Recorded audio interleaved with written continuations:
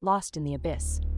I always thought street performers were harmless, just a bit of fun to spice up a dull day.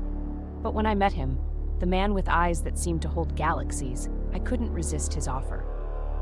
"See another world," he whispered, his voice barely audible over the bustling city streets. Curiosity, that ever-persistent itch, got the better of me, and I followed him into an alleyway that seemed to stretch into infinity. It was lined with mirrors, each reflecting not just my image but something else, something that felt alive and aware of my presence.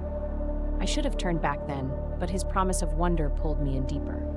The alley twisted and turned, each step echoing with unnatural silence. The air grew thicker, suffocating, as if I was walking through a dream or a nightmare. The mirrors began to ripple like water, displaying landscapes that defied reality. Floating islands, skies painted with colors I couldn't name, and creatures that belonged in myths. I felt a tugging at my very essence, my reflection warping and shifting into something other, something not me, some me. Panic surged through me, but the performer's voice, a soothing lullaby, urged me onward, promising I was close to something magnificent. Just as I began to accept this surreal journey, the world shattered. I found myself standing in a place of desolation, an empty void where shadows danced without light, and whispers clawed at my sanity. The performer was gone, his presence replaced by an overwhelming sense of dread.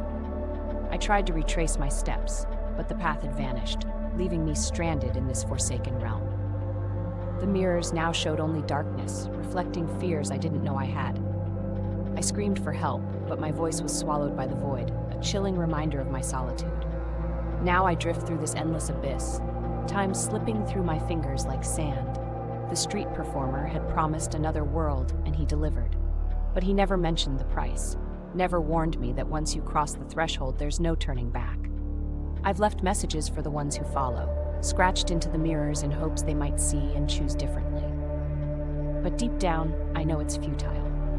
This place hungers, and it will lure others with the same irresistible promise until they too are lost, forever seeking a way back home.